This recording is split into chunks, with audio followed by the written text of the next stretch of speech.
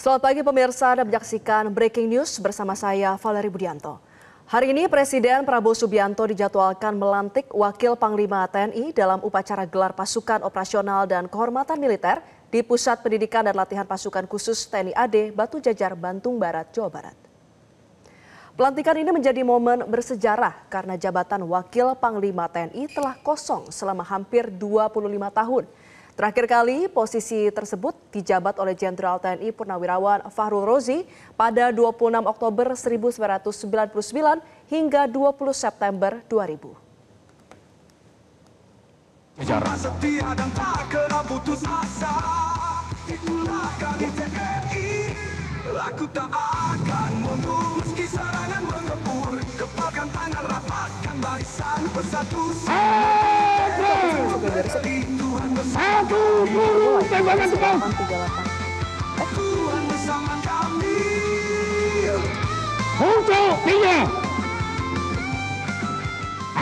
Ya pemirsa, kita berlanjut ke isu penting dari dunia pertahanan di mana Presiden Prabowo Subianto dijadwalkan melantik Wakil Panglima TNI dalam upacara kehormatan militer di Batu Jajar, Jawa Barat hari ini, Minggu 10 Agustus 2025. Jabatan Wakil Panglima TNI sudah kosong selama 25 tahun dan pelantikan hari ini menjadi momen bersejarah bagi organisasi TNI. Bersama pelantikan ini, TNI juga akan meresmikan ada 6 kodam baru untuk memperkuat pertahanan wilayah di berbagai daerah. Dan untuk membahas makna strategis dari pelantikan Wakil Panglima TNI dan pembentukan kodam baru, sudah hadir di studio Metro TV pengamat militer Anton Ali Abbas. Mas Anton, selamat pagi. Pagi, Mbak. Baik, Mas Anton, kita akan sama-sama mulai dulu ya. Karena tampaknya jabatan dari Wakil Panglima TNI ini sudah kosong selama 25 tahun. Apa alasan dan juga urgensi kembali dihidupkannya hari ini? Sebenarnya sih kalau saya ngelihatnya nggak 25 tahun. Kalau organisasi TNI itu selalu merujuk bentuknya itu dari Perpres, namanya Perpres organisasi TNI. Tadi disebutkan sampai tahun 2000 Pak Fahrul Rozi, terus kosong gitu ya. Tapi bukan berarti kemudian kosong itu selalu ada jabatan Wakil Panglima TNI. Gitu. Perpres tahun 2010 misalnya tidak menyebutkan ada jabatan Wakil Panglima TNI dalam struktur TNI. Baru ada kembali di tahun 2019 dengan Perpres 66 tahun 2019 yang menyebutkan ada jabatan Wakil Panglima TNI yang akan dijabat oleh perwira tinggi bintang 4. Jadi kalau misalnya dibilang kosong, ya kosongnya sebenarnya sejak tahun 2019 ketika jabatannya ada gitu ya. Nah, apa yang bisa kita interpretasi dari hal ini? Pertama, kalau saya melihat bahwa ini menunjukkan bahwa memang tugas Panglima TNI itu semakin kompleks seiring dengan adanya perubahan Undang-Undang TNI yang baru, dia jadi ada banyak revisi di situ. Jadi saya melihat bahwa selama ini tugas Wakil Panglima TNI kan dihandle oleh namanya Kepala Staf Umum TNI, Kasum TNI Bintang 3. Jadi saya melihatnya ketika ini tugasnya semakin kompleks, kayaknya memang butuh lagi memang yang untuk yang backup gitu ya. Jadi itu satu alasannya. Kedua, saya melihatnya ini karena tadi ada tugas yang melebar di TNI kemudian banyak harus berkoordinasi dengan kementerian-kementerian yang lain dalam konteks tugas ya. Nah, saya melihatnya ini kayaknya ada kebutuhan kesetaraan birokrasi. Kesetaraan birokrasi? Iya, jadi menteri itu levelnya adalah bintang 4. Ya. Nah, yang bintang 4 di Mabes TNI hanya satu, namanya Panglima TNI. Untuk operasional. Kenapa? Karena Kepala Staf Angkatan itu kan urusannya adalah pembinaan di setiap matra. Jadi yang lintas itu cuma Panglima TNI. Kasum bintang 3. Jadi ketika ngobrol sama menteri, kan ini ada butuh kesetaraan. Gitu ya. Jadi Mbak Valerie sama saya sama-sama bintang 4. Jadi ngobrolnya akan jauh lebih enak. Ketika kita buat keputusan akan jauh lebih enak. Itu yang bagi saya yang nomor 2. Jadi TNI juga ikut merespon soal itu. Karena bagaimanapun juga aura kebatinan ketika kita bicara tentang komunikasi yang efektif antar organisasi ini juga menjadi penting. Yang ketiga, kompleksitas itu ditambah dengan adanya perubahan struktur organisasi Kementerian Pertahanan yang baru juga dikeluarkan Perpres tahun nomor 85 tahun 2025. Ini sedikit banyak, satu, dia ada pemekaran dan juga mengubah pola relasi antara Kemhan dan TNI. Jadi mau tidak mau memang saya melihatnya TNI kemudian memutuskan Panglima memang butuh ada backup yang juga bintang 4. gitu. Terlepas nanti ada pandangan misalnya, loh kita kan lagi efisiensi sementara, nah ini kan memang juga kemudian ada ruang untuk berdebatnya ya. Bagaimana kemudian misalnya TNI bisa efisien, bisa hemat di tempat lain sementara yang ini. Tapi saya melihatnya ada 3 alasan itu. Selain memang bagi saya yang nanti dilantik Letjen Tandjo, itu juga memang dalam beberapa kesempatan itu memang sudah dilibatkan. Jadi sebenarnya sudah terlihat ya? Sudah terlihat. Sepertinya gitu ya. memang ini akan diangkat. Iya, gitu. Ya? Jadi udah ada indikasinya, gitu, ada indikasinya, termasuk juga kunjungan terakhir misalnya ke Turki, gitu. Pak Tandjo adalah orang yang ikut dalam rombongan. Jadi ada Menhan, ada Panglima TNI, dan ada Pak Tandjo, gitu. Jadi bagi saya ngeliat apa namanya gelagat-gelagatnya kalau ngomong politik gitu kan, politik itu nggak ada pernah sebuah kebetulan ya kan, gitu. Berubah tapi selalu ada kode-kode, ada kode-kodenya gitu, kode alamnya ada kelihatan sebenarnya gitu nih, bagi saya itu. Jadi memang sudah disiapkan, jadi tidak ujuk-ujuk ketika nanti kan harapannya adalah kalau misalnya kita merujuk pada Perpres nomor 84 dari organisasi TNI itu kan Wapang itu, Wakil Panglima TNI itu kan tugasnya selain dia membantu keseharian dari Panglima TNI, dia juga akan mengkoordinir pembinaan satuan yang memang selalu dilakukan oleh kepala staf gitu. Tiga matra semua di bawah. Di bawah itu. Jadi dia akan jadi koordinator, jadi koordinatornya. Jadi memang mau tidak mau karena memang harus langsung tune in gitu. Jadi sudah saya melihatnya seakan-akan ada transisinya gitu ya, dari dia Wakasat tapi kemudian dia sudah mulai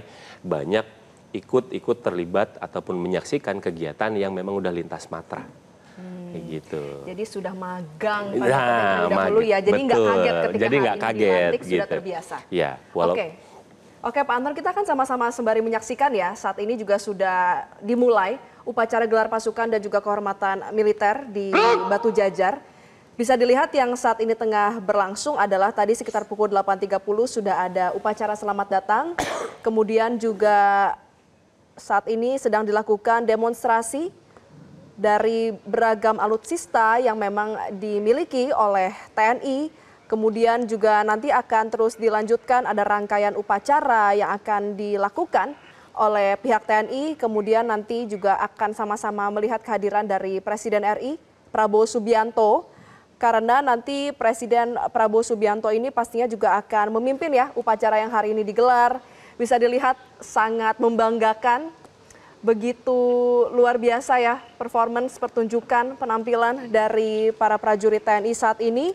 Dan nanti rangkaian ini akan berlangsung panjang pemirsa hingga siang hari nanti.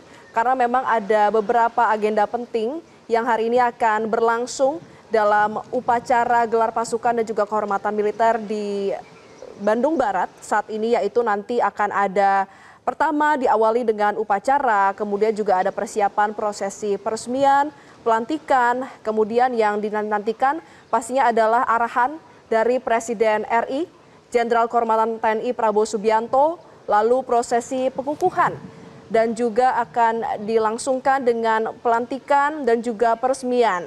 Akan ada sejumlah jabatan yang akan dilantik, yang tentunya paling dinantikan adalah jabatan dari Wakil Panglima TNI, yang tadi kita juga sudah bahas bersama-sama. Nampaknya memang calon kuatnya adalah yang saat ini tengah menjabat sebagai Wakil Kepala Staf Angkatan Darat ya, Mas Anton, Letjen Tandjo, dan artinya apabila memang hari ini ia akan menjadi Wakil Panglima TNI, ia akan dibintang-4kan ya. Betul. Dari bintang 3 menjadi bintang 4. Kita akan lanjutkan perbincangan. Mas Anton, dari semua matra, kenapa akhirnya ada lagi nih yang terpilih sebagai Wakil Panglima TNI? Satu, memang ketika kita bicara tentang tadi, saya bilang kalau undang-undang TNI itu mengaturnya Panglima TNI. Panglima TNI dapat dijabat secara bergiliran. Yang penting dia adalah sosoknya adalah sedang atau pernah menjadi kepala staf. Ada kata bergiliran. Oke.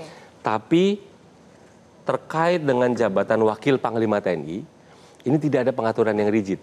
Harusnya seperti apa, bergiliran atau tidak, gitu ya. Jadi satu, jelas ada keleluasaan, gitu ya. Itu satu. Kedua, karena prosesnya tidak membutuhkan keterlibatan DPR, ini memang lebih berada pada porsinya Presiden sebagai Panglima tertinggi. Jadi memang Presiden sebagai Panglima tertinggi punya hak prerogatif. Hak prerogatif iya, ya? Jadi siapa yang dia tunjuk. Jadi kalau ditanya kenapa ya ini udah memang preferensinya Pak Presiden. Oke. Gitu. Karena apa? Karena memang aturan mainnya tidak ada yang mengatur secara jelas. Dia harus dijabat oleh siapa nggak ada. Tapi sebenarnya menurut Mas Anton tepat nggak sih ini Ade lagi yang memimpin ketika memang panglimanya sudah Ade, Kasumnya juga Ade?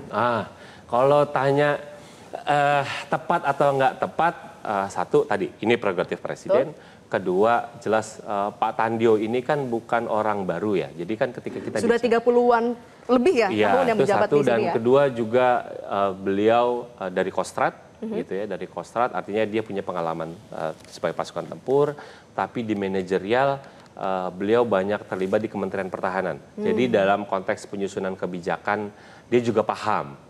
Gitu ya, jadi bagaimana Kemhan, itu yang tadi saya bilang, ini ngomong tentang bagaimana ada relasi TNI dan Kemhan yang baru pasca dari ini, orang dalam Kemhan dilibatkan di koordinasi dan birokrasi ini sudah dipahami ya, sudah dipahami oleh ya? seorang Tandio gitu. Jadi karena dia sudah pernah bertugas di sana, kemudian sekarang dia membackup, itu harapannya kemudian bagaimana ada transisi, ketika ada perubahan relasi ini bisa berjalan lebih smooth. Gitu kan gini. Jadi kalau ditanya apakah yang lain siap, ya siap-siap saja gitu. Tapi kan problemnya adalah ketika penunjukan ini adalah prerogatif, susah juga kita misalnya mengukur prerogatif atau tidak prerogatif. Tapi kalau kita ngomong apakah dia punya kualifikasi, punya kualifikasinya. Artinya memang sosok Letjen Tandio ini sudah memenuhi kualifikasi. Kalau kualifikasi dan kompetensi iya, karena dia pernah di tempurnya, dia pernah di manajerialnya gitu ya, dia lengkap gitu. Cuma memang ketika kita bicara tentang kenapa kok bukan udara atau laut, biar warnanya jadi beda, lagi-lagi ya susah juga kita. Prerogatif ya. Prerogatif. Soalnya kalau prerogatifnya Mbak Valerie ya terserah Mbak Valerie aja gitu lah. Suka-suka aja. Jadi, baik Mas Anton, karena ini semua suka-suka saya, kita tahan terlebih dahulu. Pemirsa, kita akan kembali lagi usai jeda. Tetaplah bersama kami di Breaking News Metro TV.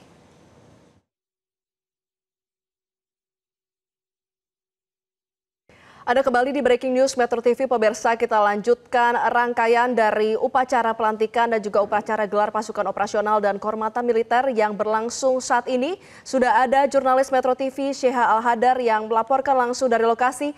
Sheha, selamat pagi, apa yang saat ini sedang berlangsung di sana? Apakah rangkaian dari upacara hari ini sudah dimulai? Selamat pagi, Pak Eri dan juga pemirsa. Kalau saat ini masih persiapan menunggu kehadiran dari Presiden Prabowo Subianto. Kalau bisa Anda melihat, saat ini memang pasukan sudah rapi, baris berbaris, kemudian tadi juga sudah ada beberapa atraksi, kemudian para tamu undangan juga sudah hadir di lokasi acara, tepatnya di Lanut Suparlan Pusdiklat Pasus Batu Jajar. Dan ini memang sudah cukup ramai sejak pagi hari tadi, dan Valer dan juga pemirsa ini juga dihadiri oleh masyarakat umum yang memang tinggal di sekitar lokasi. Ini datang dari subuh-subuh untuk menyaksikan pelantikan, kemudian juga upacara kehormatan militer, dan juga nanti akan ada defile alutsista yang ditampilkan oleh Tentara Nasional Indonesia. Valer dan juga pemirsa di sini baru saja hadir.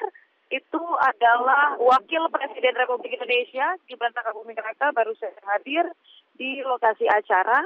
Kemudian artinya ini tinggal menunggu kehadiran dari Presiden Prabowo Subianto saja. Dan kalau bisa kami gambarkan sejak pagi tadi, Valeri dan juga pemirsa sudah cukup ramai. Dan untuk tamu undangan ini juga, kalau yang unik adalah di mana di sini anggota dari Kabinet Merah Putih ini menggunakan seragam Komcat.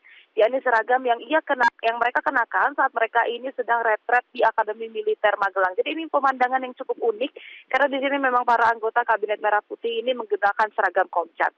Nah, nanti setelah Presiden Prabowo Subianto datang, maka upacara akan dimulai, di mana pada hari ini Valeri dan juga pemirsa akan ada sejumlah rangkaian acara yang dilaksanakan, diantaranya adalah pelantikan, kemudian juga pengukuhan yang akan dilakukan langsung oleh Presiden Prabowo Subianto. Nah, yang perlu digarisbawahi untuk hari ini pelantikannya adalah pelantikan dari Wakil Panglima TNI yang sudah cukup lama kosong posisinya, dan hari ini akan dilantik Wakil Panglima TNI yang baru yang akan diisi oleh Letjen Tandio Budi Revita yang saat ini masih menjabat sebagai Wakil Kepala Staf Angkatan Darat. Kemudian nanti juga akan ada peralihan dari Danjen menjadi Panglima atau dari Danjen menjadi dari yang sebelumnya bintang 2 menjadi bintang 3, ini berlaku pada sejumlah pasukan elit, diantaranya adalah dari Kopassus yang tadinya dipimpin oleh Danjen, saat ini dipimpin oleh Kopassus, kemudian yang dijabat oleh Maijen TNI Yon Afriandi, kemudian Komandan Marinir atau Dankormar, yang berubah menjadi Pangkormar dijabat oleh Majen TNI Marinir Endi Supardi. Kemudian ada Komandan Pasukan Gerak Cepat atau Kopasgat yang dirubah menjadi Pangkopasgat yang dijabat oleh Marsda Denny Muiz.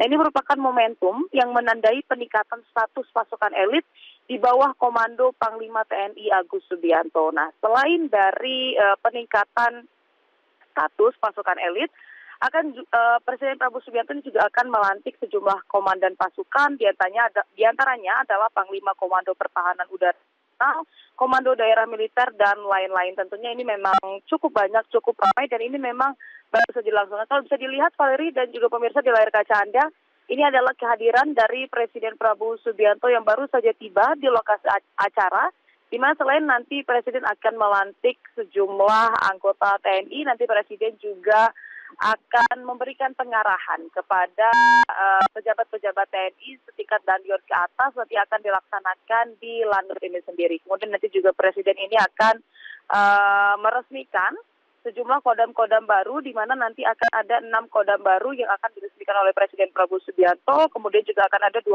Brigade Infanteri Teritorial Pembangunan di bawah AD di seluruh wilayah Indonesia. Kemudian akan ada juga 100 Batalion Infanteri Teritorial Pembangunan yang berada di bawah kekuatan Akademi Angkatan Darat. Baru saja tiba, kalau bisa dilihat, didampingi oleh Menteri Pertahanan Syafrin Syamsuddin, kemudian juga ada Panglima TNI Agus Subianto dan juga jajaran dari Presiden Prabowo Subianto yang hadir untuk menghadiri acara gelar kehormatan ini. Nah, mengenai gelar kehormatan, Valeri dan juga pemirsa, nanti Presiden Prabowo Subianto ini juga akan melakukan penganugerahan bintang kehormatan, di mana nanti akan ada sejumlah nama yang akan diberikan bintang kehormatan oleh Presiden Prabowo Subianto pada hari ini. Untuk bintang-bintangnya di sini ada bintang 4, nah nanti akan diberikan penganugerahan kehormatan kepada Syafrin Syamsuddin yang saat ini menjabat sebagai Menteri Pertahanan. Kemudian nanti juga akan diberikan kepada Herindra yang saat ini menjabat sebagai Kepala BIN. Kemudian Agus Sutomo yang akan juga diberikan bintang kehormatan bintang 4 yang saat ini menjabat sebagai Dirut Agrinas dan merupakan mantan Danjen Kopassus. Kemudian juga akan diberikan kepada Ali Sadikin yang dulunya merupakan Gubernur Jakarta yang akan diterima oleh anaknya. Nah, selain itu juga akan ada bintang kehormatan untuk bintang 3, kemudian bintang 2, yang ini memang rata-rata adalah orang-orang yang sudah tidak asing lagi di ruang lingkup Presiden Prabowo Subianto yang bisa disebut sebagai orang-orang terdekatnya. Nah, yang menarik yang perlu di-highlight Valeri dan juga pemirsa adalah pemberian tanda kehormatan bintang sakti, di mana ini merupakan gelar tanda jasa, tanda kehormatan yang diberikan kepada anggota angkatan yang menunjukkan keberanian yang luar biasa dan juga melebihi panggilan kewajibannya. Ada 2 penerimanya hari ini, Valeri dan juga pemirsa. Yang pertama adalah Letjen Purnawirawan Ahsan Baharudin, yang dulunya pernah menjabat sebagai Kepala Basarnas dan juga pernah menjabat sebagai Komandan Korps Marinir TNI AL. Kemudian juga yang kedua adalah Letda Darius Bayani, yang ini merupakan salah satu orang yang cukup spesial karena namanya pernah disebut oleh Presiden Prabowo Subianto dalam buku yang dia tulis berjudul Catatan Kepemimpinan Militer. Nah, dan juga pemirsa, kita akan saksikan untuk agenda Baik, hari terima ini. kasih jurnalis Metro TV Syah Al-Hadar atas informasi Anda. Selamat kembali bertugas. Kita akan sama-sama dengarkan rangkaian upacara gelar pasukan dan kehormatan militer yang saat ini tengah dimulai.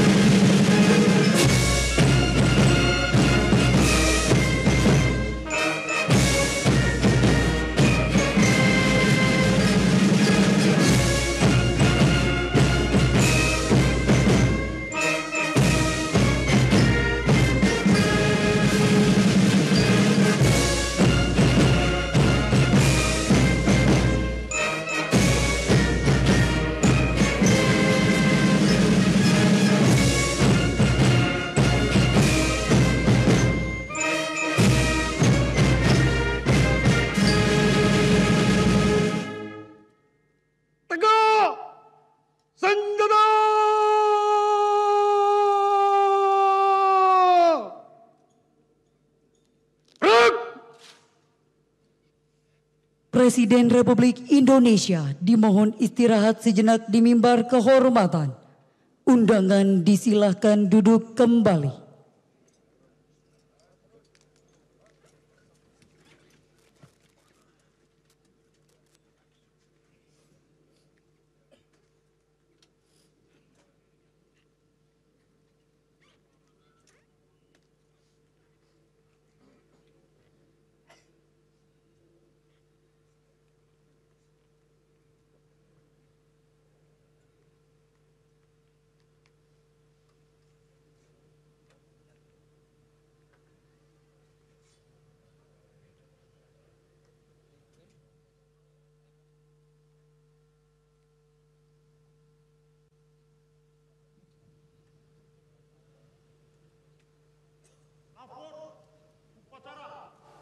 Pasukan operasional dan kehormatan militer siap dimulai.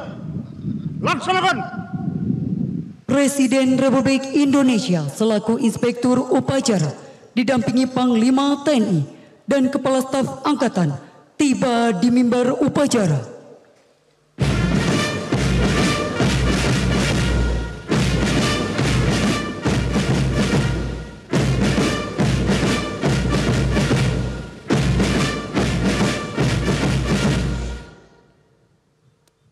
Penghormatan kebesaran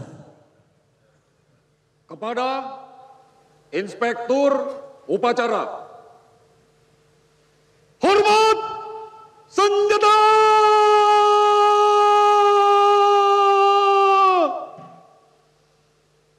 Gerak!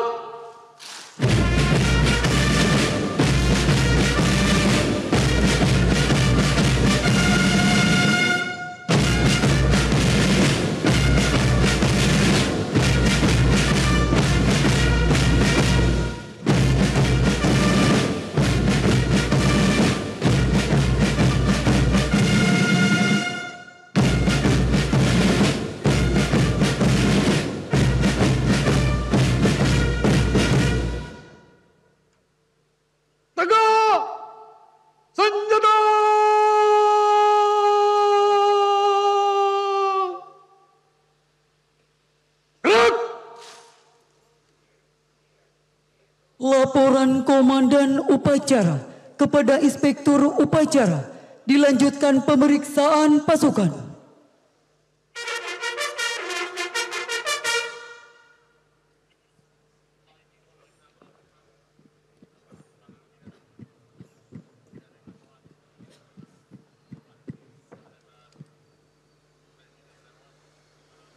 Lapor upacara gelar pasukan operasional dan kehormatan militer siap dimulai. Selanjutnya pasukan siap diperiksa. Laksanakan. Laksanakan. Dimohon kepada Inspektur Upacara didampingi Menteri Pertahanan Republik Indonesia, Panglima TNI dan Kepala Staf Angkatan, dimohon berkenan menuju mobil maut.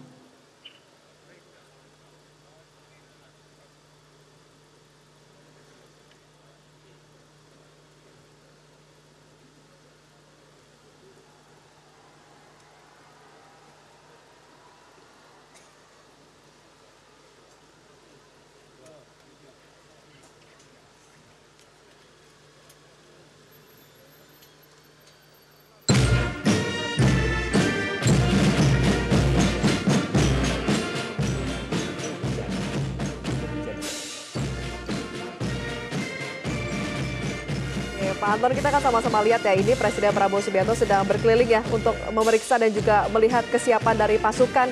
Bagaimana Pak Anton melihat hal ini? Ya, saya jadi teringat waktu pas ketika retret di Akmil ya. Jadi retret di Akmil itu sore-sore dan hujan gitu. Ini mirip dan kondisi kayak gini.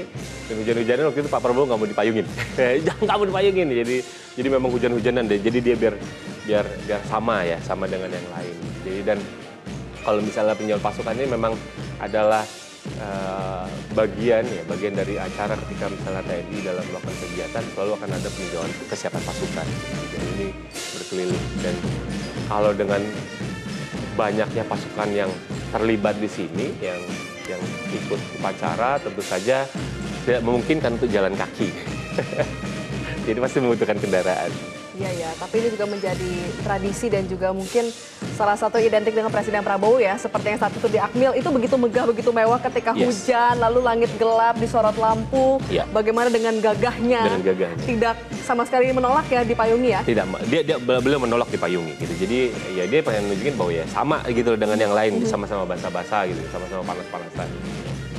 Oke, Pak Anton, selain memang hari ini akan ada pelantikan dari Wakil Panglima TNI, kita juga tadi mendengarkan ya laporan dari Syeha juga akan ada pemberian gelar Jenderal Kehormatan untuk sejumlah pihak. Ini bagaimana Pak Anton melihat satu persatu untuk pihak yang akhirnya ditunjuk? Ini jelas yang dapat bintang 4 kan ada 3 orang ya. Ada 3 orang, kalau tadi itu ada satu Syafri adalah Syamsuddin, Pak Syamsuddin, Menteri Pertahanan.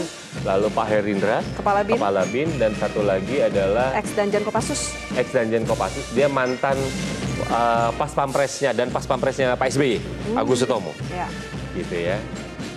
Gitu. Jadi jelas kalau kita bicara tentang pemberian Jenderal Kehormatan ini sepenuhnya lagi-lagi adalah kewenangan dari Pak Presiden karena ini pakai Kepres, gitu. Tapi memang usulan itu juga harus dulu terlebih dahulu diusulkan itu oleh Panglima TNI. Jadi Panglima TNI mengajukan nominasi nama-namanya itu. Artinya dari Panglima kemudian baru ke Presiden. Baru ke Presiden ya? Karena Presiden yang melegalisasi.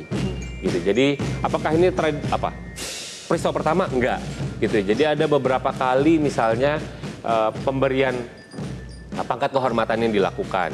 Dulu di eranya Soeharto misalnya ada Pak Nasution naik jadi bintang 5. Ya. Gitu. Lalu di eranya Gus Dur misalnya ada Pak SBY, seingat saya Pak SBY itu dapat bintang 4-nya di eranya Pak Gus Dur ketika beliau menjabat jadi Menteri Pertambangan dan Energi, kalau nggak salah itu.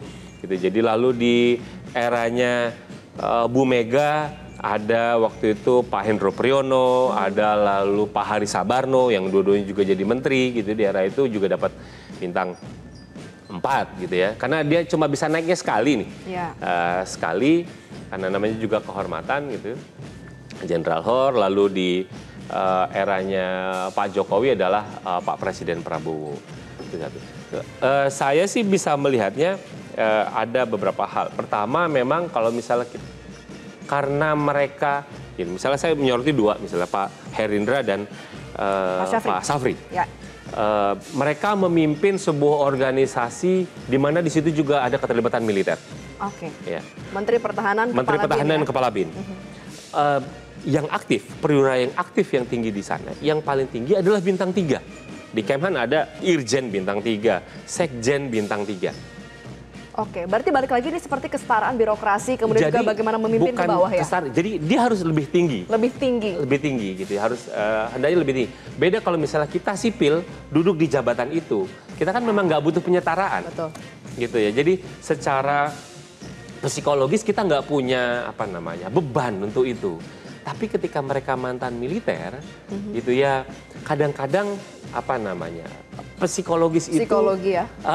Itu tetap harus diperhatikan ya, gitu. Jadi ini kan juga berlaku sebenarnya di organisasi sipil, misalnya kementerian, ketika misalnya PNS-nya juga latar belakangnya adalah ASN juga, gitu. Jadi pernah ada case misalnya yang juga menarik gitu, di salah satu kementerian.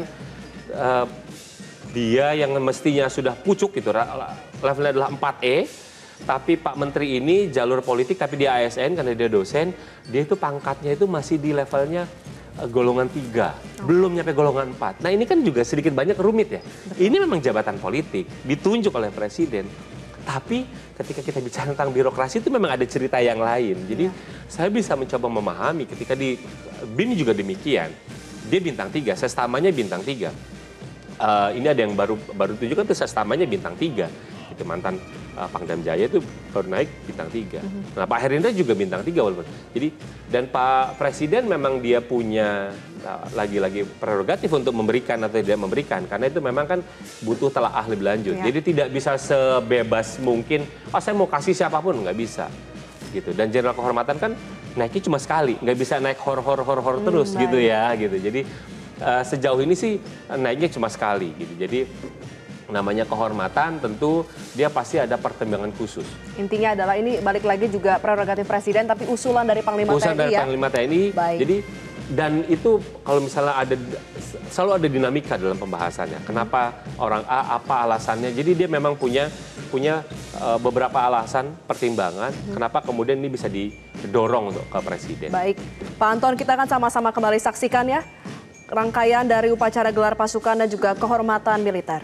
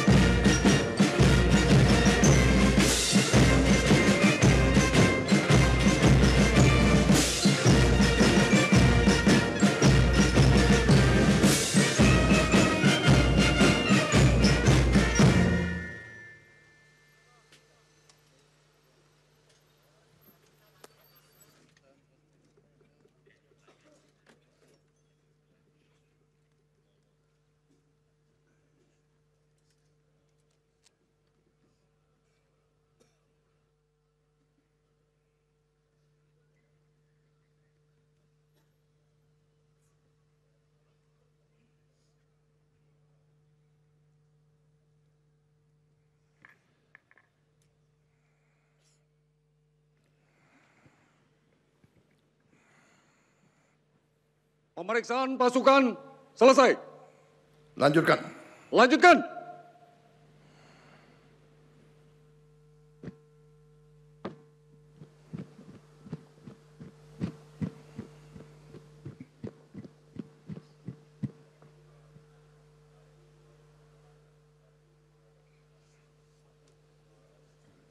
Undangan dimohon berdiri.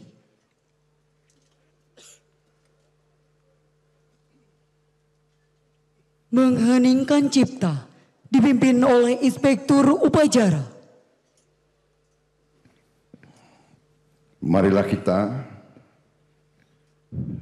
sejenak mengenang arwah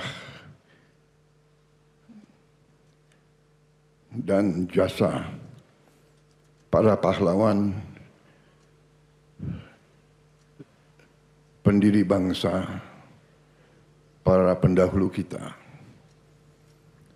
para syuhada yang telah gugur demi kemerdekaan, kehormatan, dan kedaulatan bangsa Indonesia. Semoga jasa mereka selalu kita kenang dan semoga arwah mereka diterima di sisi Tuhan Yang Maha Kuasa. Mengheningkan cipta, mulai.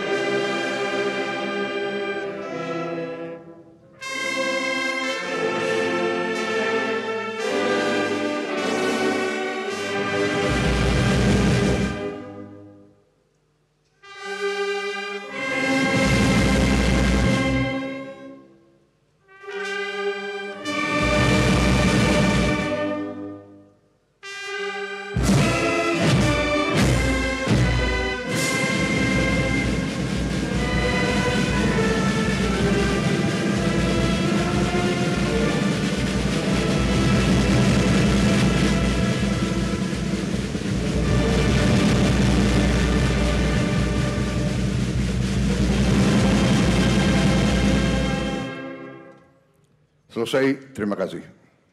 Undangan disilahkan duduk kembali.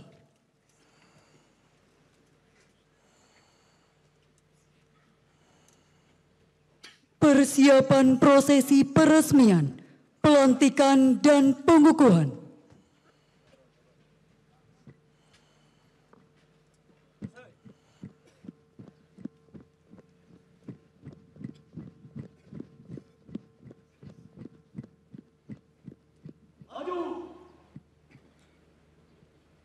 Jalan. Jalan di tempat. Gerak. Henti. Gerak.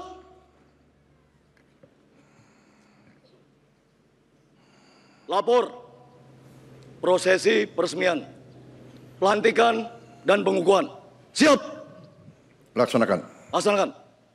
Prosesi pengukuhan dan pernyataan resmi Presiden Republik Indonesia. Maju.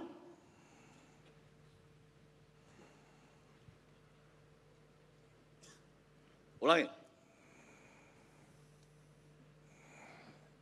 Dengan mengucap Bismillahirrahmanirrahim, pada pagi hari ini, hari Minggu, tanggal 10 Agustus tahun 2025, saya Prabowo Subianto, Presiden Republik Indonesia, dengan ini meresmikan 6 komando daerah militer, 14 komando daerah angkatan laut, 3 komando daerah angkatan udara, 1 komando operasi udara, 6 grup komando pasukan khusus, 20 brigade teritorial pembangunan, 1 brigade infanteri marinir, 1 resimen korps pasukan gerak cepat, 100 batalion teritorial pembangunan, 5 batalion infanteri marinir, 5 batalion komando korps pasukan gerak cepat.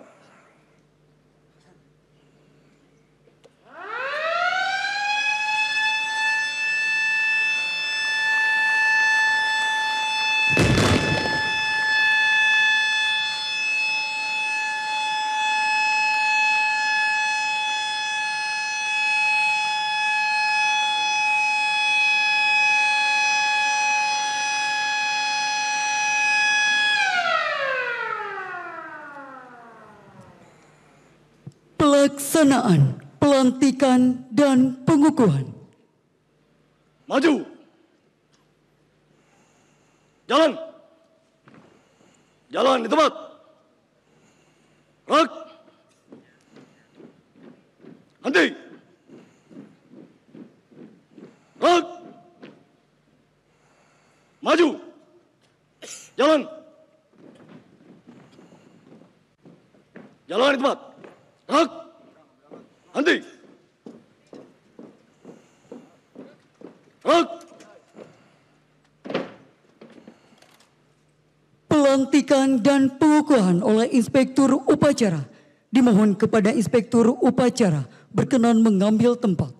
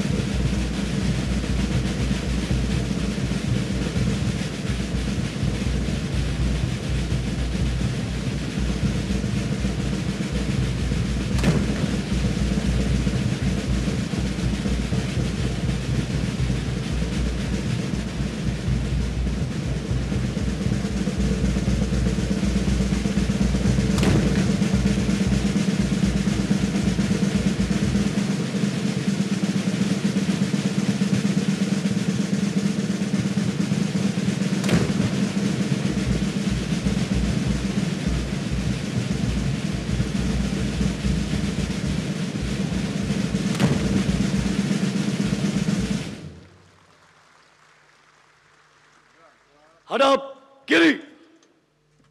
Gerak. Maju. Jalan.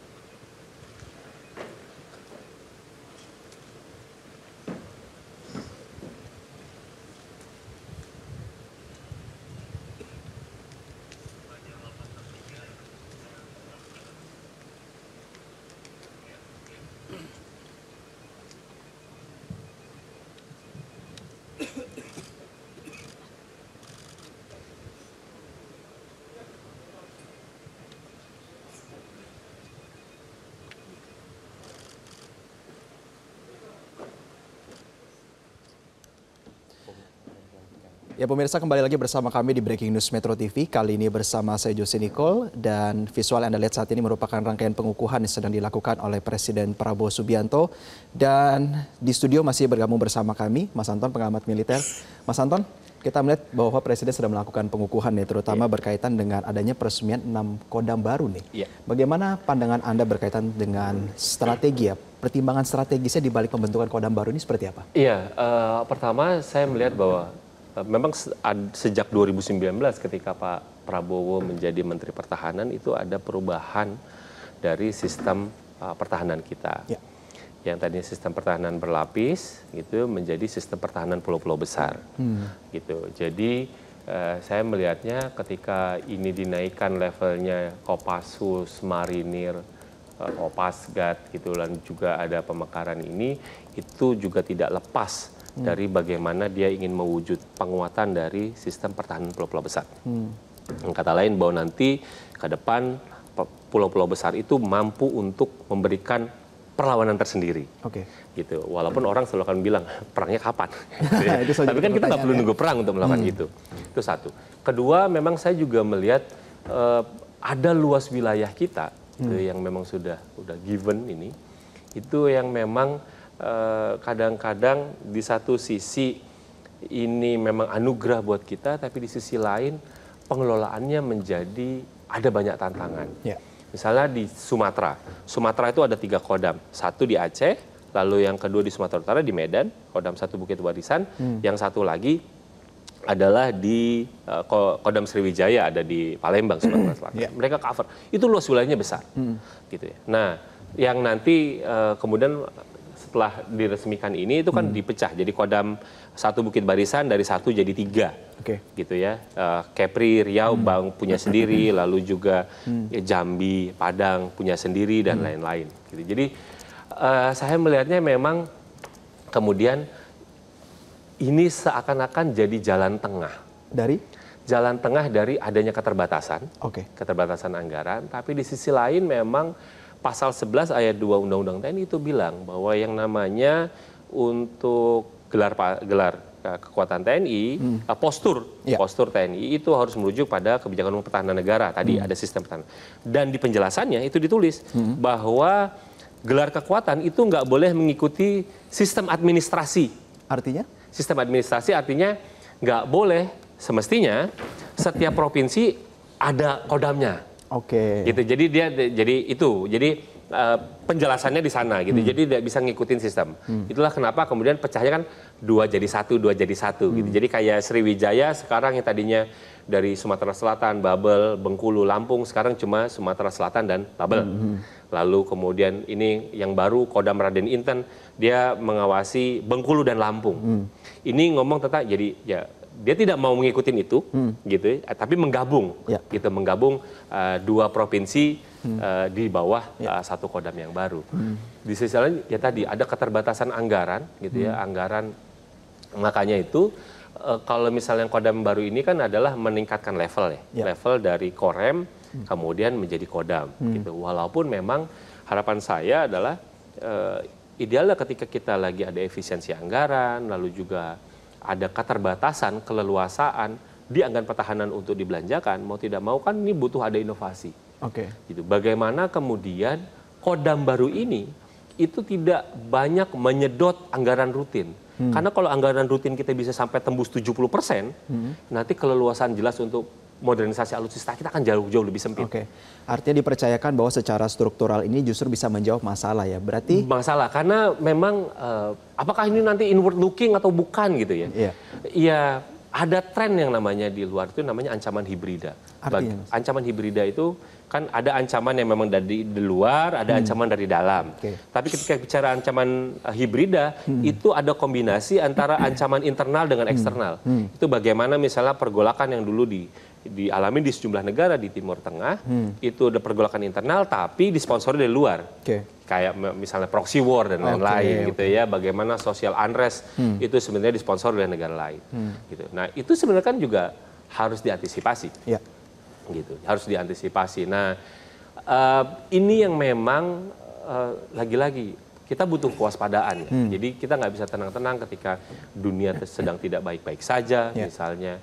Apakah kita harus nunggu dulu kita diserang kejadian baru kita siap? Oke, Itu nanti kan Mas Anton, sebelum kita bicara soal faktor eksternal berkaitan dengan 6 kode baru ini yang baru saja diresmikan, berarti secara lebih teknis, pointers gitu, apa yang sebenarnya diharapkan dari output dari penambahan 6 ini terutama bagi peningkatan pangkat, kita bicara mengenai birokrasi ya? Iya. Seperti apa itu? Jadi kalau birokrasi jelas dari bintang 1 jadi bintang 2 ya. Jadi dan rem itu kan tadi bintang 1 jadi bintang 2. Kan ada problem lain misalnya tadi kalau misalnya rapat-rapat Forkompimda, gitu ya, kalau ada gubernur, ada pangdam, ada kapolda, itu udah levelnya kan setara bintang 2. Masa yang ini yang datang angkatan dari militer misalnya bintang 1 gitu ya. Jadi itu juga jadi sedikit banyak itu. Tapi dari sisi lain tadi saya bilang bahwa ada banyak kritik bahwa ini nanti spend-nya duitnya terlalu besar.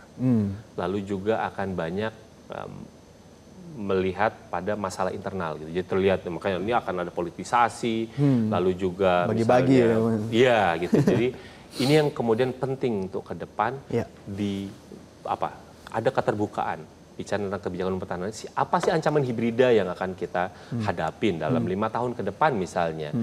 Sehingga ada justifikasi yang jelas. Kenapa kemudian ada pemekaran, kan nggak hanya angkatan darat saja, karena ada penguatan koderal dan koderau misalnya gitu ya, di angkatan laut dan udara itu juga melakukan hal yang sama gitu. Jadi justifikasinya harus jelas gitu. Ancaman apa yang akan kita hadapi? Sehingga ketika kita bilang bahwa satu musuh terlalu banyak, 1000 teman terlalu tapi membangun kekuatan pertahanan itu butuh duit yang banyak. Gitu. Analisa Anda tentang tantangan 5 tahun ke depan, Mas? Jelas bahwa kalau bicara tentang TNI, kita akan bicara tentang ancaman hibrida. Gitu. Jadi itu yang harus diantisipasi. Belum lagi memang ketika kita akan lihat juga ada potensi eskalasi di Laut Cina Selatan, potensi eskalasi di Taiwan misalnya, itu juga yang memang harus kita antisipasi. Yang kedua, Pak Prabowo, saya melihatnya apalagi hari ini juga pengesahan untuk Brigade Teritorial Pembangunan. Baru itu ya Mas kita ya? Iya, baru yang diturunkan sampai yon pembangunan, ada macam-macam gitu ya. Saya melihatnya bahwa Pak Prabowo melihat ketika kita bicara tentang keamanan pangan, ini adalah masalah serius yang harus ditangani oleh militer. Gitu. Jadi militer harus ikut terlibat di sana. Gitu. Walaupun itulah setelah domain sipil. Tapi penyiapan itu ini tidak bisa dimain-main. Apakah itu justified? Bagi saya justified. Kenapa? Karena laporan FAO beberapa tahun lalu sudah bilang bahwa kita ke depan itu akan ada terancam krisis pangan. Gitu. Lalu juga misalnya negara-negara tetangga juga sudah declare ada krisis pangan. Apakah kita harus nunggu itu? Problemnya kan ini dihandle oleh Kementerian Sipil, tapi Kementerian Sipil ketika Kementerian Sipilnya nggak perform dan harus ada butuh backup. Dan seiring berkembangnya waktu kita juga mendengar adanya bentuk keamanan yang baru, salah satunya food security juga sebenarnya bisa ditafsirkan demikian. Dan semua banyak yang terlibat. Gitu. Jadi memang Pak Prabowo dimohon kepada Inspektur Upacara berkenan kembali konsentrasi sendiri tentang keamanan pangan dan yang lihat itu adalah kunci kritikal. Jadi harus dilihat ketika tahun 6566 misalnya bagaimana Presiden Soekarno itu jatuh gitu ya. Salah satu titik krusialnya adalah ketika ada kelangkaan pangan. Oke. Gitu. Jadi harga beras tidak terjangkau, susah. Dan itu kemudian kenapa Pak Soeharto dia bisa banyak dapat dukungan dari publik, stabilitas pangan. Kala itu bantuan yang diberikan kepada Pak Harto adalah bentuk pangan. Oke, Mas Anton, kita kembali simak rangkaian dari upacara gelar pasukan dan kehormatan militer terlebih dahulu karena sepertinya pengukuhan sudah selesai.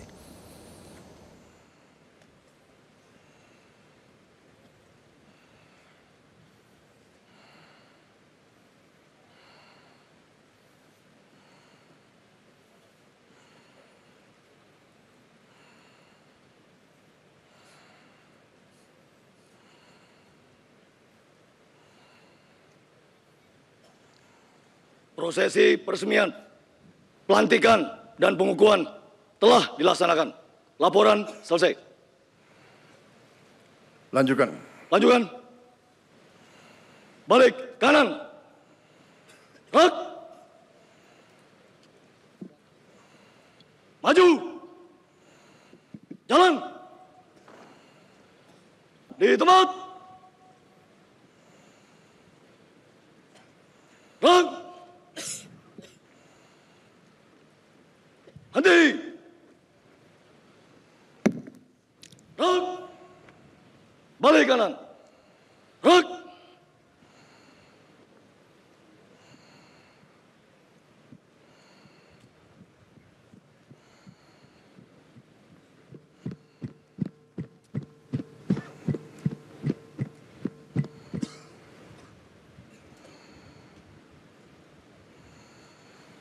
Persiapan penganugerahan dan pelantikan.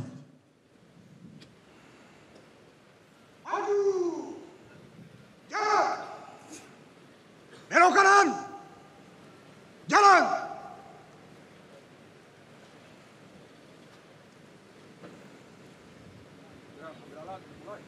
Belok kiri, jalan.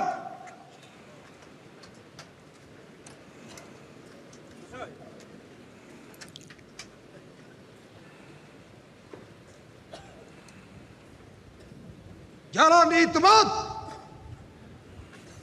Gerak.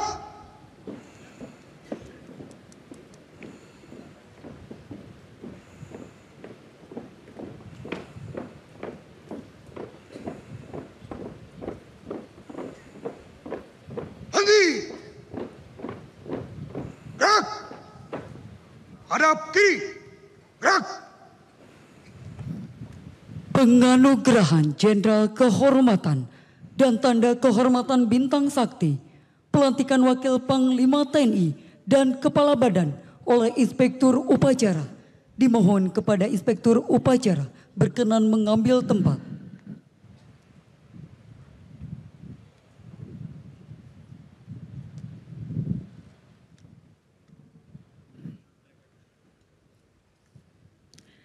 Kenaikan pangkat bintang 4 kepada Jenderal TNI Purnawirawan Yunus Yusfia, lulusan Akademi Militer Nasional tahun 1965. Beliau berhasil dalam setiap penugasan operasi selama perjalanan karir militernya.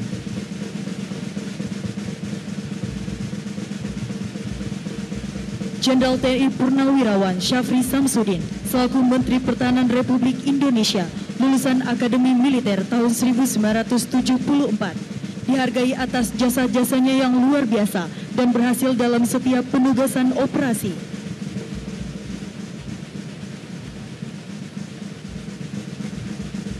Kenaikan pangkat kepada Jenderal TNI Purnawirawan M. Herindra selaku Kepala Badan Intelijen Negara Republik Indonesia, lulusan Akademi Militer tahun 1987, selama perjalanan karir militernya berhasil dalam setiap penugasan operasi. Selanjutnya, kenaikan pangkat kepada Jenderal TNI Purnawirawan Agus Sutomo selaku Direktur Utama Agrinas Palman Nusantara, lulusan Akademi Militer tahun 1984 dan berhasil dalam setiap penugasan operasi. Selanjutnya, kenaikan pangkat kepada Jenderal TNI Purnawirawan KKO Ali Sadikin. Almarhum adalah sesepuh marinir dan tokoh nasional. Saat ini diwakilkan oleh putra almarhum, Bapak Boy Sadikin.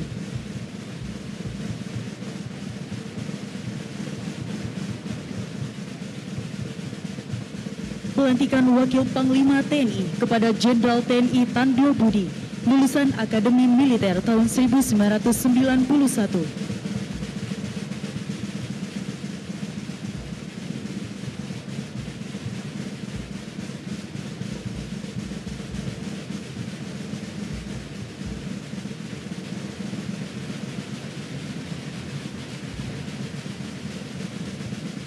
Kenaikan pangkat bintang 3 kepada Letnan Jenderal TNI Purnawirawan Valentinus Suhartono Suratman, lulusan Akademi Militer tahun 1975, dihargai atas jasa-jasanya yang luar biasa.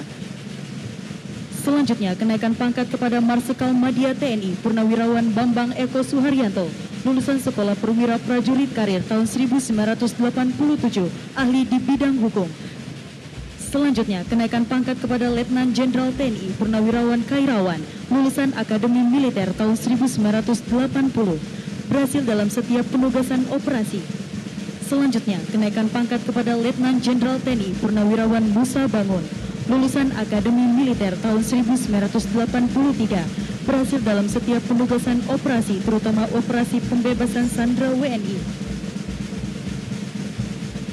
Selanjutnya, kenaikan pangkat kepada Letnan Jenderal Purnawirawan Gani Kairupan, lulusan Akademi Militer tahun 1973, berjasa dalam Operasi Timur Timur. Selanjutnya, kenaikan pangkat kepada Letnan Jenderal TNI Purnawirawan Tony S.B. Husodo, lulusan Akademi Militer tahun 1977. Kenaikan pangkat bintang 2 kepada Mayor Jenderal TNI Purnawirawan Taufik Hidayat, lulusan Akademi Militer tahun 1983, atas keberhasilan beliau dalam setiap penugasan operasi, terutama operasi pembebasan sandera WNI dan WNA Mapenduma tahun 1996.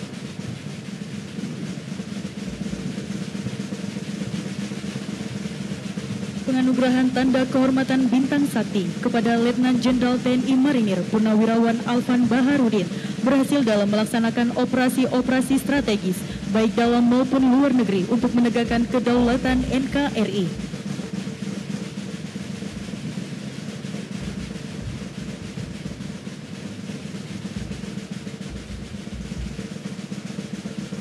Selanjutnya, penganugerahan Tanda Kehormatan Bintang Sakti kepada Letnan 2 Purnawirawan Darius Bayadi atas keberhasilan jasa-jasanya selama berdinas, terutama operasi pembebasan sandera WNI dan WNA Mapenduma tahun 1996.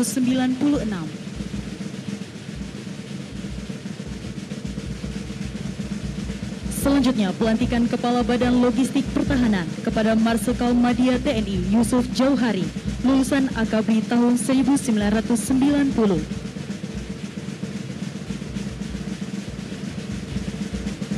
Selanjutnya, pelantikan Kepala Badan Pemeliharaan dan Perawatan Pertahanan kepada Laksamana Madya TNI Supo Dwi Antara, lulusan Akabri tahun 1992.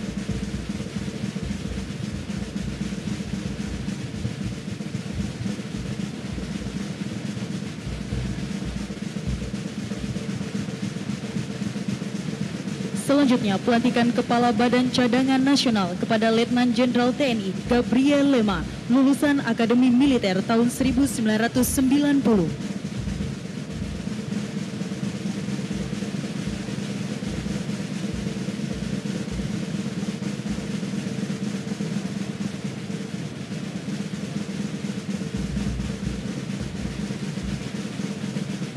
Dimohon kepada Inspektur Upacara berkenan kembali ke mimbar upacara.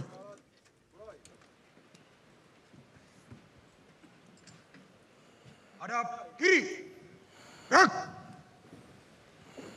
Maju. Jalan. Belok kanan. Jalan.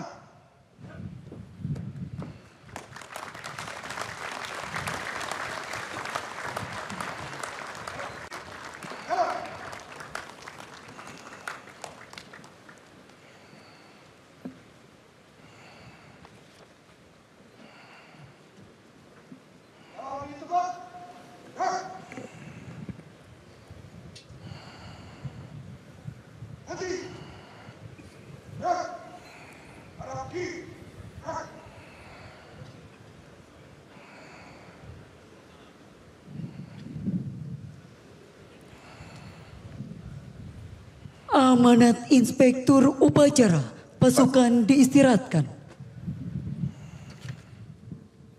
Pasukan diistirahatkan. Parade. Istirahat di tempat.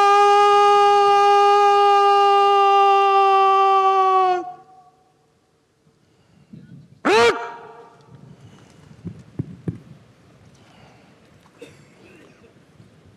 Bismillahirrahmanirrahim.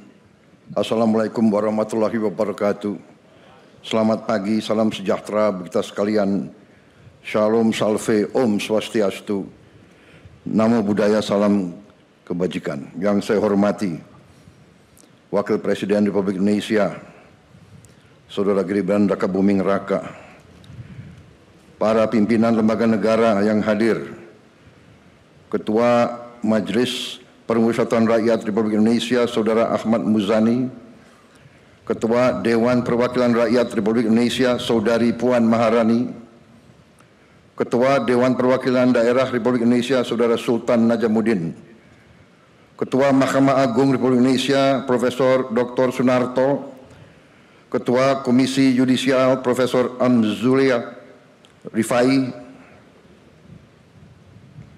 Panglima Tentara Nasional Indonesia Jenderal TNI Agus Subianto, Kepala Staf Angkatan Darat Jenderal TNI Maruli Simanjuntak, Kepala Staf Angkatan Laut Laksamana TNI Muhammad Ali, Kepala Staf Angkatan Udara Marsikal TNI Muhammad Tony Harjono, Menteri Pertahanan Republik Indonesia Jenderal TNI Purnawirawan Syafri Samsudin, para Menteri Koordinator, para Menteri, Kapolri, para Kepala Badan, Kepala BIN, Wakil Menteri dan seluruh anggota Kabinet Merah Putih yang saya hormati, para atase pertahanan negara-negara sahabat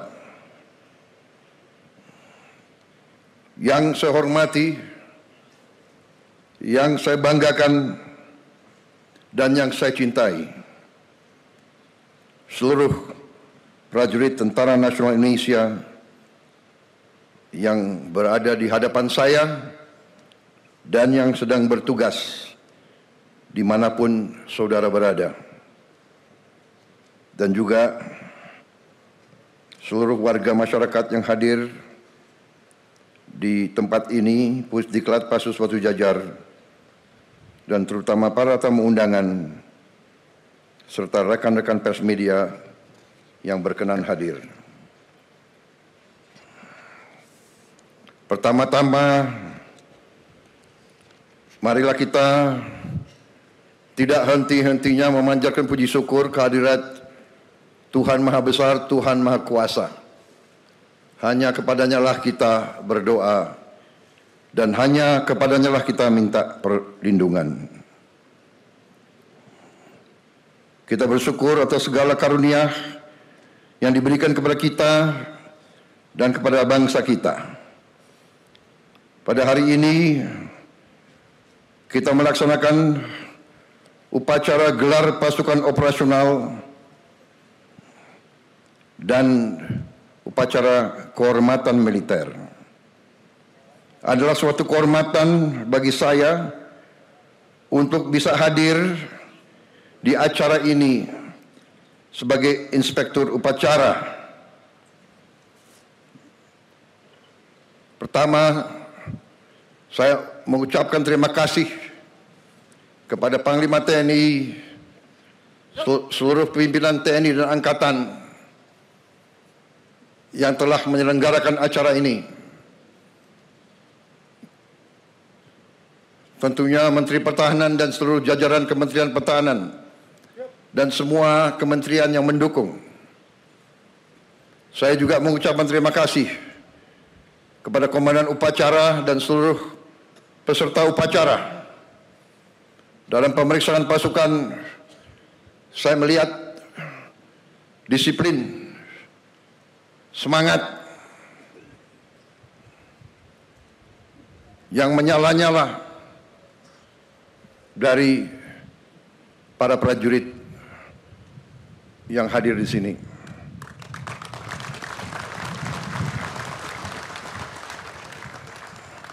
Saudara-saudara, menjadi prajurit adalah suatu kehormatan, tapi juga suatu panggilan dan juga suatu kesiapan untuk berkorban. Saya bangga melihat saudara-saudara, saya bangga melihat kerelaan saudara untuk berkorban. Saudara-saudara sekalian, bangsa kita adalah bangsa yang besar, bangsa kita bangsa yang kaya, tapi bangsa kita, Nusantara kita, ratusan tahun diganggu, ratusan tahun diinvasi, ratusan tahun dijajah. Prajurit-prajurit muda yang di depan saya tidak boleh sekali-sekali melupakan sejarah bahwa nenek moyang kita, bahwa kakek-kakek kita, eyang-eyang kita, orang tua kita pernah dijajah, pernah diperbudak, pernah diperlakukan lebih rendah dari binatang. Jangan pernah lupa sejarahmu. Makanya bangsa kita butuh tentara yang kuat. Tidak ada bangsa yang merdeka tanpa tentara yang kuat. Saya katakan sekali lagi, tidak ada bangsa yang merdeka tanpa tentara yang kuat. Bangsa Indonesia tidak suka perang. Bangsa Indonesia ingin damai, tapi bangsa Indonesia telah mengalami pengalaman pahit. Setiap kali kita mau bangkit, kita diganggu. Setiap kali kita mau mensejahterakan rakyat kita, kita diganggu. Kekayaan kita dirampok. Kita diadu domba di antara kita.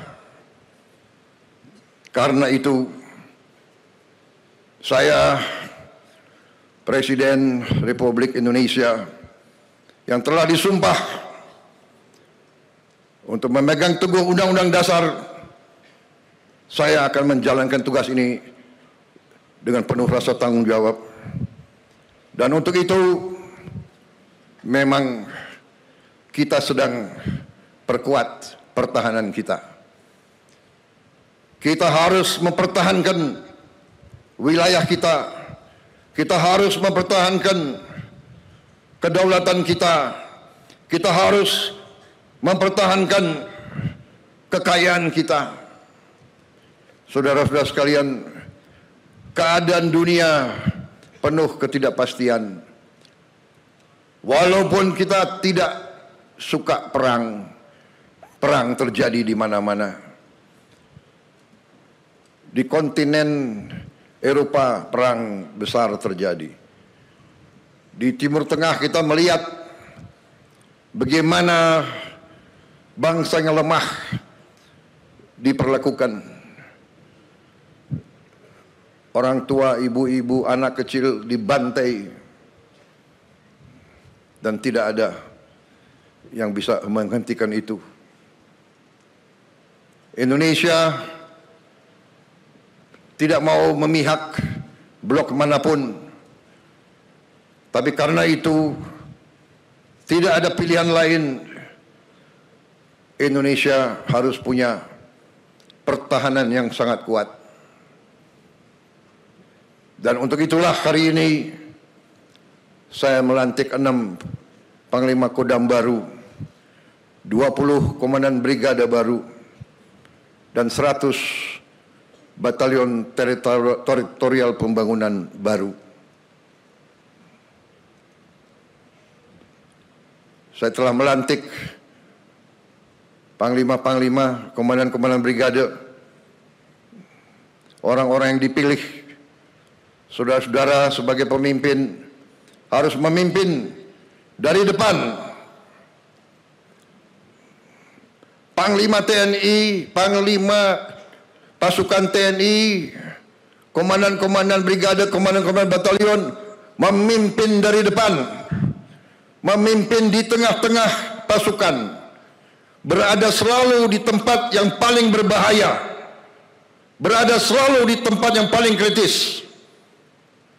Tidak ada komandan pasukan yang memimpin dari belakang. Pemimpin dari depan. Pemimpin memberi contoh. Pemimpin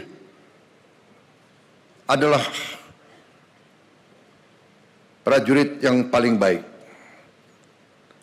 Saya titip saudara-saudara sekalian, jaga pasukanmu sebaik-baiknya, bina anak buahmu sebaik-baiknya. Anak buahmu adalah bagaikan anak kandungmu sendiri. Pimpin dengan baik, jaga mereka dengan baik, latih mereka dengan baik, latih mereka dengan keras, tapi tidak dengan kekejaman. Dan selalu ingat, kita adalah tentara rakyat, kita lahir dari rakyat, kita adalah anak kandung rakyat, kita mengabdi untuk rakyat, kita membela rakyat, dan kita siap mati untuk rakyat kita, saudara-saudara sekalian. Itulah TNI. Hari ini di belakang saya banyak tokoh-tokoh yang memakai seragam. Mereka pakai seragam sebagai tanda mereka ingin terlibat, mereka ingin mempertaruhkan diri mereka bersama-sama seluruh rakyat Indonesia. Karena bangsa kita punya pertahanan yang kita namakan pertahanan rakyat semesta. Kita tidak mau berbuat selain membela bangsa Indonesia. Karena itu wawasan kita adalah wawasan pertahanan yang defensif. Ada yang mengatakan dalam perang defensif itu tidak bisa menang. Itu bacaan sejarah yang keliru. Kalau kita mempertahankan bangsa kita, kita pertahankan tiap kampung, tiap dukuh, tiap lembah, tiap bukit, tiap gunung, tiap kecamatan, tiap kabupaten, tiap provinsi, tiap jengkal tanah kita pertahankan. Seluruh bangsa Indonesia pertahankan. Saudara-saudara, kita tidak bisa ditaklukkan. Dan bagi kita tidak ada masalah. Daripada dijajah kembali, lebih baik kita mati, saudara-saudara sekalian. Saya kira itu yang ingin saya sampaikan. Terima kasih para tokoh-tokoh nasional hari ini menyatakan diri bagian dari pertahanan rakyat semesta.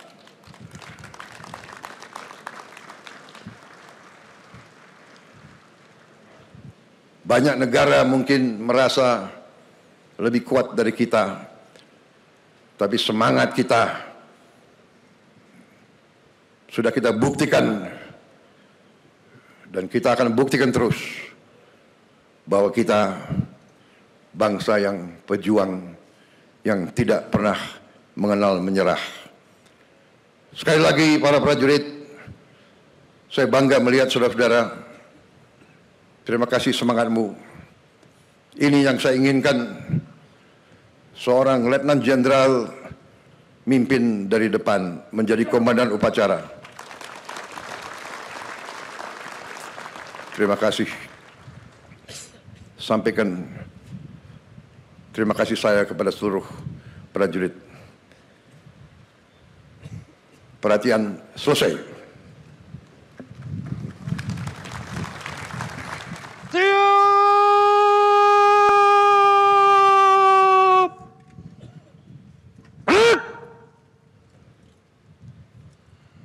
Undangan dimohon berdiri.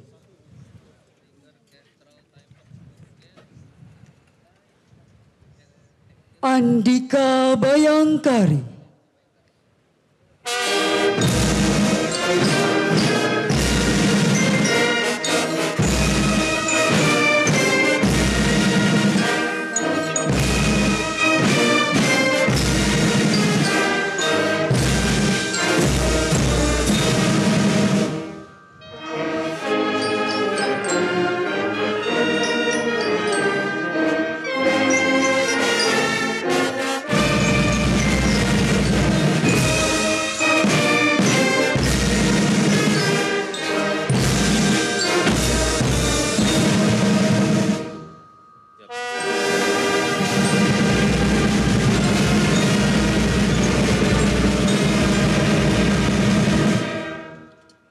Undangan disilahkan duduk kembali.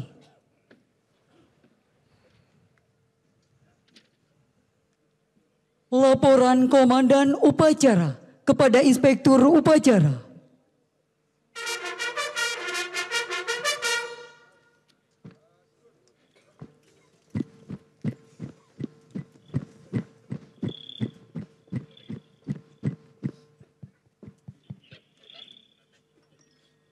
Upacara gelar pasukan operasional dan kehormatan militer telah dilaksanakan.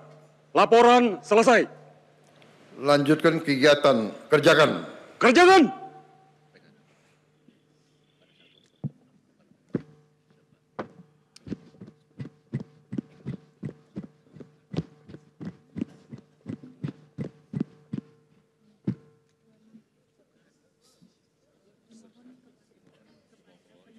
Penghormatan kebesaran Kepada Inspektur Upacara.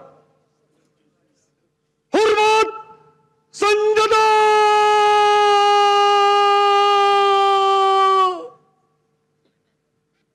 Gerak!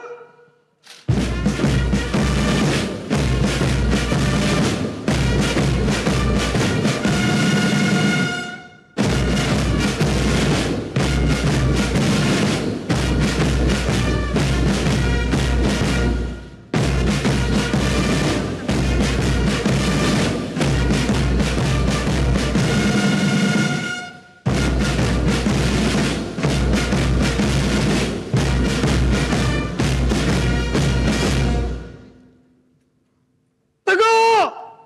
Senjata!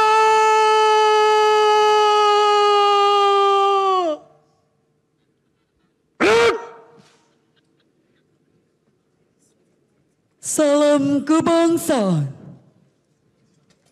Hormat senjata!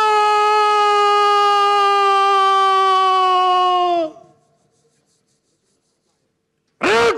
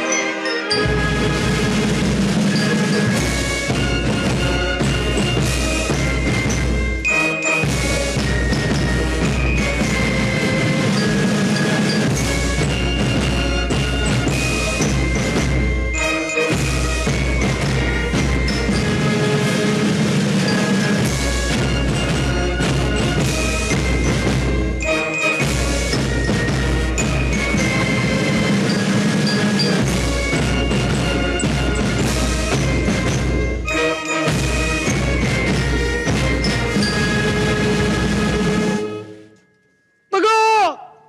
Senjata!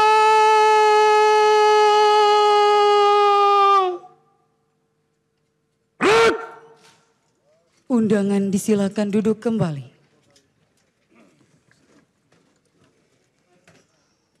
Dimohon kepada Presiden Republik Indonesia dan Wakil Presiden Republik Indonesia, didampingi Menteri Pertahanan Republik Indonesia, Panglima Tentara Nasional Indonesia, Kepala Kepolisian Republik Indonesia, Kepala Staf Angkatan, dan Wakil Panglima Tentara Nasional Indonesia, berkenan melaksanakan sesi foto bersama. Dimohon kepada penerima pelantikan Panglima Khusus dan pengukuhan satuan untuk maju ke depan di bawah tangga mimbar upacara.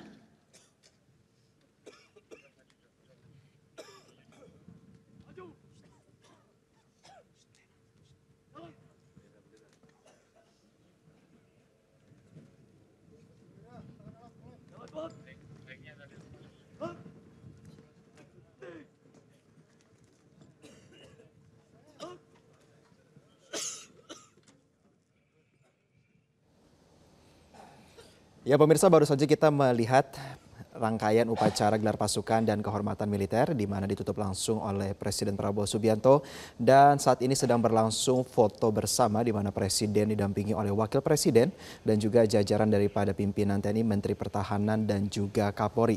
Dan untuk mengelaborasi hal-hal yang berkaitan dengan acara ini, kita kembali berbicara dengan pengamat militer Mas Anton. Mas Anton, kita melihat tadi pidato Bapak Presiden sangat berapi-api ya, terutama berkaitan dengan ancaman eksternal. Beliau menyoroti soal dinamika geopolitik, perang Timur Tengah.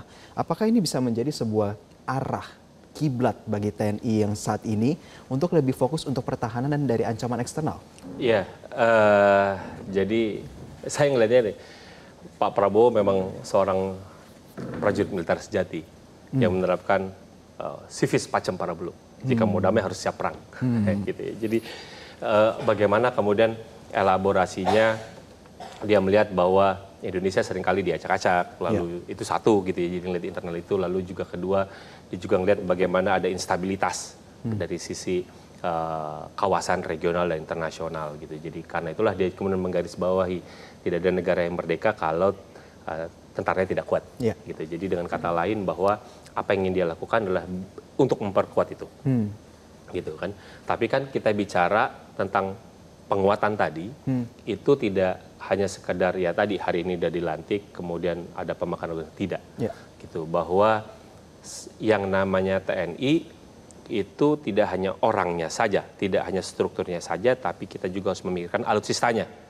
Alutsistanya juga harus kita pikirkan adalah ketika alutsistanya punya, maka yang harus kita jaga adalah yang namanya readiness, kesiapsiagaan. Gitu. Ini yang memang ongkosnya selalu mahal. Modernisasi, pengadaan gitu. Bukan aja. Jadi ketika kita sudah punya alat, ini yang alat-alat yang banyak dipajang di belakangnya, ada MLRS dan yang lain-lain. Itu harus ada readiness-nya. Jadi kalau kita punya barang itu tidak selalu kemudian kualitasnya walaupun nggak pernah dipakai, ini kita nggak pernah perang, kemudian tetap akan 100%, enggak. Dia lambat laun itu memang akan aus. Karena itulah dia butuh perawatan dan lain-lain. Untuk menjaga apa? Untuk menjaga misalnya kualitasnya tetap 90%, tetap 80% dan lain-lain. Gitu. Nah, itu kan ongkosnya mahal. Gitu. Jadi ketika kita bicara tentang membangun TNI yang kuat, itu tentu itu pasti akan otomatis kita butuh anggaran yang kuat. Kalau butuh anggaran yang kuat, kita butuh juga perencanaan yang kuat. Karena jangan sampai misalnya kita ada pemekaran tambah 6 kodam ini, tadi yang saya ingatkan bahwa jangan menambah beban di anggaran rutin yang terlalu besar. Bagaimana kodam-kodam baru ini kemudian mungkin struktur birokrasinya itu bisa tidak sama banget dengan kodam-kodam yang udah established. Atau memang ada pengecilan dari kodam-kodam yang lain. Kenapa? Kan kita harus maintain bagaimana anggaran rutinnya itu tidak meledak gitu loh. Gitu. Apalagi kan udah kita tambah dengan adanya tadi 20 brigade gitu. Itu kan ngomong tentang personel kan itu harus digaji dan lain-lain. Iya, benar. Gitu. Jadi yang namanya pemeliharaan itu pasti ongkosnya besar. Mulai dari orang sampai alat. Ini yang bagi saya butuh pengelolaan yang ketat. Gitu. Ini kalau Menhan bilang bahwa anggaran pertahanan idealnya 1,5 dan targetnya 1,5 itu 1,5 PDB di akhir 2029, tahun 2009. Ya. Bappenas memang sudah lagi menyiapkan skenario itu, ada beberapa skenario. Tapi bagaimanapun juga pemanfaatannya itu kayak apa? Gitu. Akuntabilitasnya kayak apa? Bagaimana kita misalnya presiden bisa memastikan misalnya zero tolerance to corruption. Gitu. Apalagi kan ini paling susah nih KPK dan lain-lain untuk mencermati ke arah sana. Gitu. Dengan alasan misalnya ada kerahasiaan dan lain-lain. Tapi kita harus mikirkan. Tadi kalau Pak Presiden kan sudah mewanti-wanti, ini tolong jaga anak buah modal itu kan itu juga syarat tentang kesejahteraan. Gitu. Ini pasti juggling tentang apa yang harus diprioritaskan. Itu paling berat. Kita mau memprioritaskan kenaikan kesejahteraan, tukinnya masih 70%, kalau kita naikin jadi 100%, nanti anggaran meledak lagi dan lain-lain. Ini yang memang bagi saya butuh kecermatan, butuh kejelian yang nanti harus dijelaskan dalam yang namanya kebijakan umum pertahanan negara dan lain-lain. Oke, Mas Anton, kita kembali menyimak rangkaian dari upacara gelar pasukan dan kehormatan. Kita melihat sepertinya hal yang ditunggu-tunggu dari rangkaian acara ini sudah dimulai ya, Mas Anton? Parade dan juga atraksi. Betul. Iya. Nanti juga kan akan ada terjun payung statik ya. Ini justru menjadi ajang untuk mempertunjukkan kebolehan daripada pasukan kita ya, dari rangkaian demonstrasi dan lain sebagainya. Betul. Dan tentu yang jauh kita harapkan bahwa ini satu memang ini menunjukkan bahwa kan ini pasukan-pasukan kita punya keahlian ya. Tapi yang kita pikirkan juga kan jangan sampai misalnya ini yang cuma punya cuma sedikit aja gitu tadi ya, readiness-nya gitu dan lain-lain. Ini yang tentu kita harapkan dijaga. Karena menjaga mereka ini kan ketika 3 korps ini dinaikkan, itu kan pasti artinya beban anggarannya besar. Karena kita tidak hanya memikirkan tentang bagaimana menambah dari sisi personel, tapi juga menambah kekuatan mereka. Gitu. Kalau nambah kekuatan ya jangan sampai kekuatan yang lama kemudian turun tambah kekuatan baru gitu ya. Alat di dalam hal ini gitu. Jadi bagaimana kita bisa juga ikut konsisten.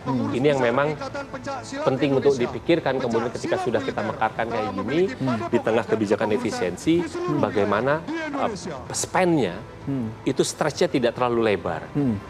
Oke, Mas Anton, kita banyak tadi bicara soal analisa Mas Anton tentang internal ya. Kita kembali lagi bicara soal Wakil Panglima TNI yang saat ini berarti kita memperkirakan ada 5 bintang 4. 5 bintang 4 ini bagaimana kita bicara hierarki dan juga bagaimana kita bicara hal-hal yang tidak tertulis di atas kertas tentang rantai komando dari budaya TNI ini. Oke. Pertama memang ada 5 di tubuh TNI secara umum ya. Ada 3 kepala staf dan ada 2, ada Panglima dan ada Wakil Panglima, gitu. Sebenarnya harus dipisahkan ya, harus dipisahkan apa tugas kepala staf angkatan dan apa tugas Panglima TNI dan Wakil Panglima TNI. Kalau kepala staf itu tugasnya adalah pembinaan. Kalau pembinaan inilah bagaimana manajemen operasional day to day-nya mereka, gitu ya. Jadi bagaimana karirnya, bagaimana latihannya dan lain itu diurus oleh siapa? Oleh kepala staf.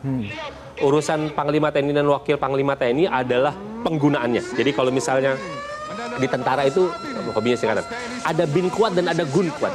Bin kuat itu panjangan dari pembinaan kekuatan. Urusannya kepala staf. Gun kuat itu adalah urusannya Mabes TNI, Panglima TNI dalam hal ini. Jadi penggunaan kekuatan. Nah, itu sebenarnya tugas wilayah tugasnya berbeda. Jadi untuk day to day latihannya itu nanti diurusin oleh kepala staf dan Panglima TNI dan Wakil Panglima TNI itu ngurusnya adalah penggunaan kekuatan. Nah, di Perpres TNI itu karena di Perpres organisasi TNI itu udah ngejelasin apa sebenarnya beda sih tugasnya, beda tugas antara Panglima TNI dengan Wakil Panglima TNI. Kalau Panglima TNI jelas dia memimpin TNI, dia menjalankan kebijakan pertahanan negara, doktrin dan lain-lain. Kalau Wakil Panglima TNI adalah membantu Panglima TNI, gitu. Jadi membantu Panglima TNI, lalu juga dia sebagai koordinator pembinaan kekuatan tadi. Kepala staf dia koordinatornya nih, untuk karena biar bisa terpadu karena setiap kepala staf kan dia hanya fokus pada matra-matranya, darat, laut, udara. Siapa yang koordinirnya? Wapangnya, gitu. Selain dia kemudian membantu pelaksanaan tugas dari Panglima TNI. Jadi sebenarnya dari sisi di atas kertas itu sudah ada pemisahan.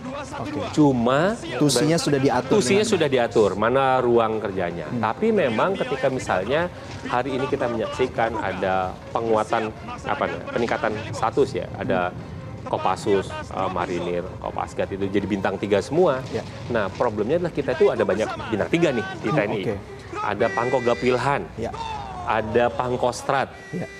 Kalau di Angkatan Laut ada Pang Armada, di Angkatan Udara Pangkopsutnas gitu ya. Kita juga ada lagi Pangkohanutnas. Problemnya adalah ketika nanti ada kedaruratan, gimana nih strukturnya? Siapa yang bagaimana komando? Kalau rentang dari Panglima ke bawahnya sih udah ada. Tapi misalnya dari Kogapilhan, lalu juga relasi nanti dengan Pangkostrat, dengan yang lain-lain. Ini yang bagi saya menjadi menarik untuk selalu di-exercise, disimulasikan. Gitu. Bagaimana misalnya simulasinya itu ketika kan ada perang itu sebenarnya kalau di luar gitu ya. Kita bicara tentang gladi posko gitu ya, simulasi besarnya. Itu tidak hanya domainnya militer saja, tapi ada keterlibatan non militer. Jadi kalau di Sesko Inggris misalnya ya, itu ada keterlibatan non militernya. Kemlu akan itu main di mana, Kemdagri ada main di mana, itu harus disimulasikan. Jadi sebenarnya ketika kita bicara simulasi perang itu tidak melulu ngomong tentang TNI ini.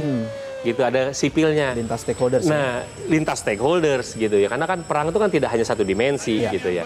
Nah, ini yang bagaimana kita harus exercise struktur ini sehingga kemudian kalau nanti ada penadakan strategis, kitanya nggak gagap. Dan ketika bicara tentang perangnya tadi, kita bicara tentang hibrida. Kadang-kadang ini adalah serangan siber, tapi ternyata dari militer asing dan lain-lain. Nah, ini kan juga harus di-exercise. Gitu. Ini yang bagi saya kesiapan itu juga harus juga ditingkatkan. Ya, artinya bahwa kita melihat rangkaian reorganisasi ini tidak berhenti sampai sini, tetapi semestinya juga tidak berhenti terus bergerak untuk menjawab tantangan bangsa. Baik, kalau gitu terima kasih Mas Anton Ali Abbas telah bergabung bersama kami di Breaking News Metro TV kali ini.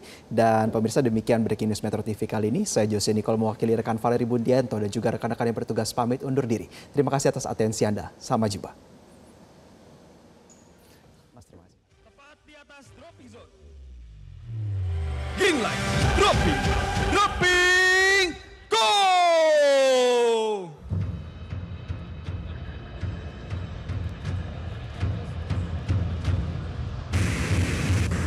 Dapat kita saksikan, seluruh CDS berhasil mendarat dengan sempurna.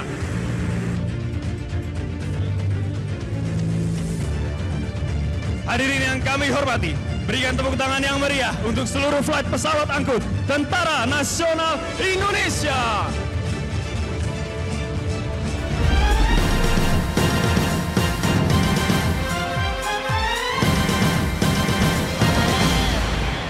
Jelajahi cara baru mendapatkan informasi. Download Metro TV Extend sekarang.